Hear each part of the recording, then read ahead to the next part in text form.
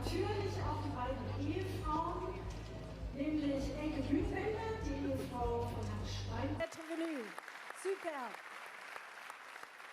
Herr Bundespräsident. Et je veux remercier mon ami le président Frank-Walter Steinmeier, son épouse, de nous accueillir pour cette visite d'État et vous remercier de nous faire l'honneur pour la première fois, pour cette fête de la démocratie, d'avoir un dirigeant étranger, en particulier un président français. C'est pour nous un grand honneur et je voulais être là pour rendre hommage à la fois à ce 75e anniversaire de la loi fondamentale et de la démocratie en Allemagne.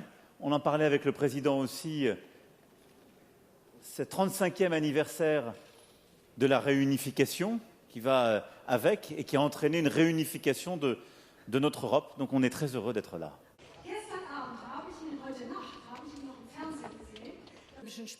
Notre-Dame, haben Sie versprochen, 2024 muss das fertig. Aujourd'hui, on discute. Alors, il y a des choses, on est d'accord, pas d'accord, mais toujours, on construit un chemin ensemble. Et ça, c'est une extraordinaire force. Et je crois que c'est ce cheminement qu'il faut valoriser. Et moi, je veux vous dire que je vois beaucoup plus ce qui nous rassemble et notre capacité à relever nos défis aujourd'hui que des éléments de cri aux autres. La relation franco-allemande, elle est centrale dans l'Europe, elle est cœur, elle est nécessaire pour que l'Europe avance. Feiern. Warum ist das für Sie auch so eine Herzensangelegenheit, dieses On n'a jamais eu autant d'ennemis à l'intérieur et à l'extérieur. Je pense qu'on vit un moment de notre Europe, je l'ai dit il y a quelques semaines, qui est existentiel parce que je crois vraiment que notre Europe peut mourir. D'abord parce qu'on a le retour de la guerre en Europe, avec l'agression russe en Ukraine. Et on disait l'Europe c'est la paix, regardez. Sie fahren morgen nach Dresden. Was liegt Ihnen da? Je pense qu'on a, au fond, et je le dis dans cette journée, une forme de crise de nos démocraties. Et on le voit en nous-mêmes. La force des démocraties, c'est le débat permanent sur toutes les questions pour essayer d'aboutir à la meilleure décision que le peuple choisira. Et on en est venu à une interrogation sur la démocratie elle-même. Et à une forme de fascination pour l'autoritarisme qui naît dans nos propres démocraties. Et à un moment très ambigu, qui nourrit d'ailleurs les nationalismes et les extrêmes dans notre continent, qui est de dire, au fond, cette Europe, elle serait plus simple si on serait nationaliste.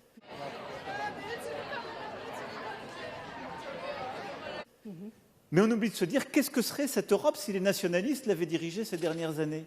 Tous ceux qui fascinent nos opinions publiques et pour lesquels certains s'apprêtent à voter à ces élections.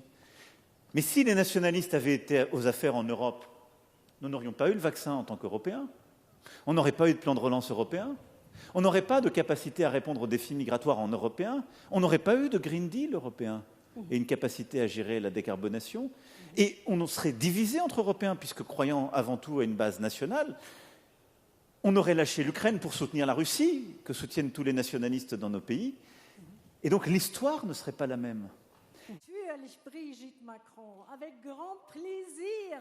Je suis convaincu que c'est l'Europe qui permet de défendre la démocratie, l'absence d'hégémonie sur notre continent et la capacité à répondre ensemble à ces défis.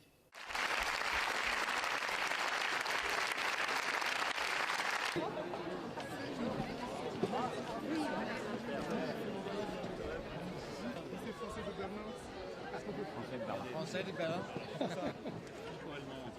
Français de Berlin.